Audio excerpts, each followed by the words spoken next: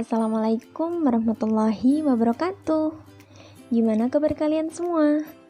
Pasti sehat kan? Sehatlah, jangan sakit-sakit. Oke deh, langsung saja. Kita dari kelompok 7 akan menjelaskan materi tentang pembelajaran menulis pada siswa SDMI. Disimak ya, jangan di-skip-skip. Oke, materi yang akan kita bahas hari ini adalah hakikat menulis, tujuan menulis, pembelajaran menulis SDMI, strategi, metode, teknik, kendala menulis, serta solusi.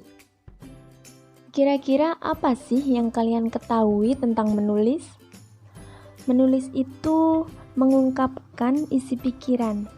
Ya, menulis merupakan usaha atau kegiatan yang dilakukan seorang penulis untuk mengungkapkan fakta-fakta, perasaan, sikap, dan isi pikirannya secara jelas dan efektif kepada para pembaca.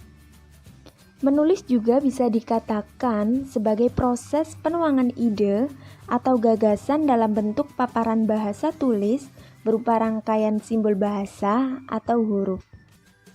Dalam menulis juga memiliki tujuan. Apa sih tujuannya? Tujuan dari menulis adalah menginformasikan segala sesuatu dan segala peristiwa kepada pembaca agar si pembaca itu memperoleh pengetahuan. Ada beberapa tujuan lain dari menulis. Yang pertama adalah menerapkan langkah-langkah dalam proses menulis, mengadaptasi gaya menulis, mengembangkan keterampilan menulis, dan yang terakhir adalah mengenali bahwa ketelitian dalam tangan, ejaan, dan elemen lain merupakan bagian efektif atau tidaknya tulisan. Selanjutnya adalah pembelajaran menulis pada siswa SDMI. Apa sih kira-kira yang menjadi manfaat pembelajaran menulis pada siswa SDMI? Nah, pembelajaran menulis pada siswa SDMI sendiri dapat membantu siswa untuk memahami cara mengekspresikan bahasa dalam bentuk tulis dan membantu siswa menggunakan bentuk bahasa yang tepat dan serasi dalam ekspresi tulis. Selain tujuan tadi, ada yang dinamakan dengan strategi. Strategi keterampilan menulis didasari oleh penguasaan berbagai unsur kebahasaan maupun luar bahasa yang akan menjadi isi tulisan. Nah, dari strategi yang ada di dalam pembelajaran menulis SD atau MI, diantaranya adalah strategi curah pendapat, strategi bercerita, strategi amati gambar, strategi organisasi gagasan, dan yang terakhir adalah strategi jawab pertanyaan. Nah, selanjutnya kita akan membahas tentang metode pembelajaran menulis pada siswa SDMI. Apa saja sih metodenya? Metode yang pertama ada yang dinamakan dengan metode langsung. Metode ini untuk mengembangkan belajar siswa tentang ilmu pengetahuan. Yang kedua, ada yang dinamakan dengan metode komunikatif. Metode ini mencakup semua keterampilan berbahasa. Yang ketiga, ada metode integratif. Metode ini menyatukan beberapa aspek ke dalam satu proses. Yang keempat, metode tematik. Metode ini mencakup materi pembelajaran diintegrasikan ke dalam tema yang sama. Yang keempat, ada metode konstruktivistik.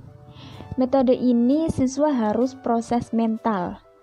Dan yang terakhir, ada yang dinamakan dengan metode kontekstual. Metode ini pembelajarannya membantu guru menghubungkan antara mata pelajaran dan dunia nyata. Selanjutnya ada teknik pembelajaran menulis di SD atau MI. Dari teknik-teknik yang ada diantaranya adalah teknik pancingan kata kunci, teknik 3M, teknik violet trip, teknik pengadaian, dan yang terakhir adalah teknik kancing gemerincing. Kegiatan keterampilan menulis sendiri memiliki banyak kendala dalam pengaplikasiannya. Kira-kira apa saja ya yang menjadi kendala dalam kegiatan keterampilan menulis? Nah, yang pertama ada siswa merasa kesulitan dalam menulis. Yang kedua, siswa tidak dapat mengembangkan idenya dan gagasan ke dalam bentuk tulisan. Nah, dari kendala ini tentunya sebagai pendidik harus dapat memahami penyebab masalah tersebut dan menemukan bagaimana sih solusi yang dapat dilakukan sehingga siswa tidak merasakan kesulitan lagi. Di samping kendala tadi, ada solusi yang bisa dilakukan oleh seorang pendidik untuk memecahkan masalah-masalah yang dialami oleh siswa dalam kegiatan keterampilan menulis. Yang pertama, siswa harus sering diberi motivasi belajar dengan baik oleh guru maupun orang tuanya sendiri. Yang kedua, siswa diberi buku bacaan yang menarik dan di dalam buku tersebut terdapat frekuensi yang sering memunculkan huruf-huruf yang jarang ditemui oleh siswa. Yang ketiga, diberi motivasi gemar membaca karena dengan banyak membaca akan bertambah penguasaan hurufnya. Yang keempat, guru maupun orang tuanya harus memberi stimulus agar siswa dapat berani berbicara dan mendapatkan jati dirinya. Dan yang terakhir adalah siswa harus banyak latihan menulis. Oke, mungkin hanya ini yang bisa kita sampaikan hari ini. Kurang lebihnya kami mohon maaf. Semoga bermanfaat untuk kita semua. Dan jangan lupa, tetap jaga kesehatan ya. Kita nggak mau kalau kalian sakit. Oke, dan sampai jumpa di pertemuan selanjutnya. Akhiran, assalamualaikum warahmatullahi wabarakatuh. Bye-bye.